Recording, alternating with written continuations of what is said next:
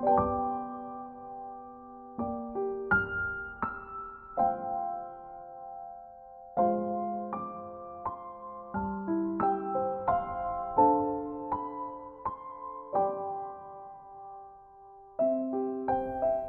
malam sebelum tidur.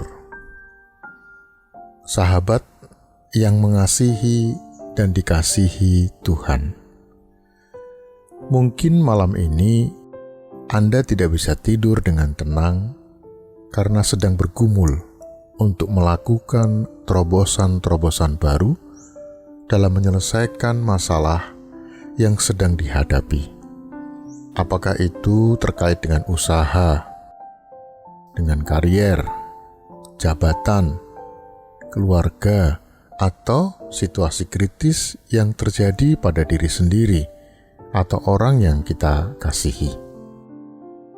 Marilah kita belajar dari Raja Yosafat, bagaimana ia mengatasi permasalahan besar yang dialaminya. Raja Yosafat mengalami ketakutan ketika mendengar rencana ada 3 negara musuh yang bersekongkol untuk menyerang kerajaannya. Rencana yang luar biasa ini tentu sangat menakutkan, sebab mustahil bagi bangsa Israel bisa memenangkan peperangan ini.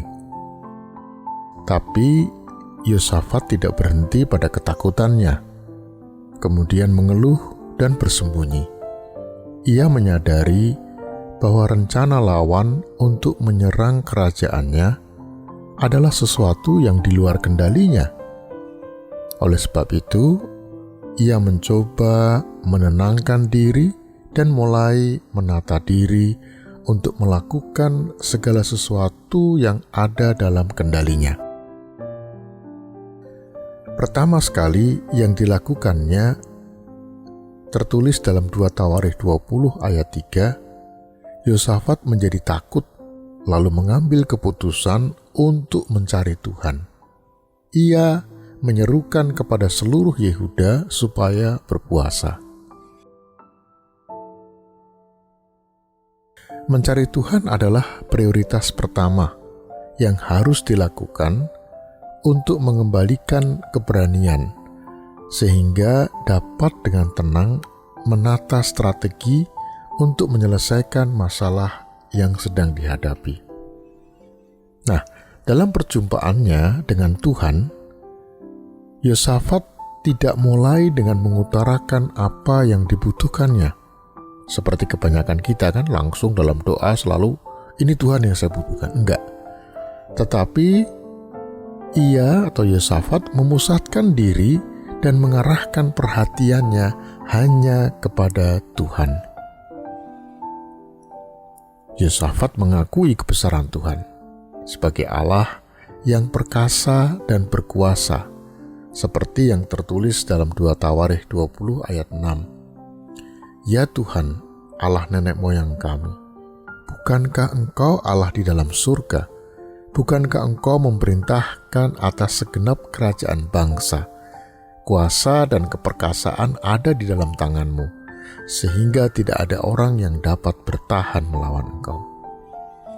Saudaraku, perhatikan reaksi yang muncul dalam benak kita ketika Tuhan diagungkan, seolah permasalahan besar itu bagaikan segelas garam yang dilemparkan ke danau yang luas, sama sekali tidak akan mengasinkan.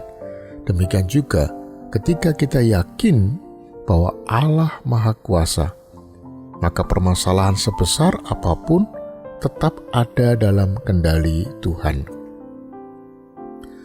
Hal yang kedua, setelah mengakui kebesaran Allah dalam doa pembukaan, kita mulai melangkah untuk berdialog dengan Tuhan melalui firman Tuhan yang kita baca. Kitab yang menyaksikan kuasa Allah dalam kehidupan ini, seperti yang tertulis dalam 2 Tawarikh 20 ayat 7. Bukankah Engkau Allah kami yang menghalau penduduk tanah ini dari depan umat-Mu Israel dan memberikannya kepada keturunan Abraham, sahabat-Mu itu, untuk selama-lamanya. Sahabatku, melalui bacaan Alkitab, ditunjukkan kepada kita kekuasaan dan kedikjayaan Allah ketika menolong bangsa Israel. Kuasa ini juga yang akan menolong kita memenangkan perkara yang sedang dihadapi. Kemudian, ingatkan Tuhan akan janji-janjinya. Raja Yosafat mengingatkan Tuhan bahwa Dia telah berjanji kepada umat Israel atau keturunan Abraham, yaitu bahwa tanah itu akan menjadi milik mereka selamanya. Ingat sahabatku, ada banyak janji Tuhan untuk kita di dalam Alkitab. Oleh sebab itu, ingat-ingatlah selalu janji-janji Tuhan. Ia akan senang apabila kita mengingat janji-janji yang telah diberikannya kepada kita. Dan Ia akan tetap setia untuk menepati dan memenuhi janji-janjinya. Nah, ini sekarang langkah yang terakhir. Barulah kita minta terobosan kepada Tuhan. Yosafat mengatakan ini tentang pasukan musuh seperti yang tertulis dalam 2 Tawarikh 20 ayat 12. Ya Allah kami, tidakkah Engkau akan menghukum mereka karena kami tidak mempunyai kekuatan untuk menghadapi laskar yang besar ini yang datang menyerang kami. Kami tidak tahu apa yang harus kami lakukan, tetapi mata kami tertuju kepadamu. Sahabatku, bukan jaminan bahwa Tuhan akan memberikan apa yang kita inginkan, karena kita tidak bisa mengatur Tuhan. Tapi pastinya Ia akan memberikan yang terbaik bagi kita. Oleh sebab itu, kendalikan apa yang bisa kita kendalikan. Misalnya, berdoa kepada Tuhan, kemudian mulai menata strategi untuk menyelesaikan masalah, dan menghadapi masalah itu dengan tenang. Apakah kita akan berhasil atau gagal menyelesaikan masalah itu? Ini semua ada di luar kendali kita. Dengan melakukan seperti yang dilakukan Raja Yosafat ini, kita akan tenang dalam menghadapi apapun. Praktikkanlah dalam hidup ini dan Anda akan mengetahuinya. Mari kita berdoa. Kami bersyukur mengenal Engkau, Allah yang hidup, Allah yang melebihi setiap masalah yang kami hadapi. Bimbing kami untuk selalu bersyukur atas apapun yang Tuhan izinkan terjadi dalam hidup kami. Amin. Sahabatku, jika Anda terberkati oleh renungan ini, subscribe channel ini, berikan like dan komen di video ini agar renungan malam ini bisa menjadi berkat untuk saudara-saudara kita yang lainnya. Tuhan memberkati.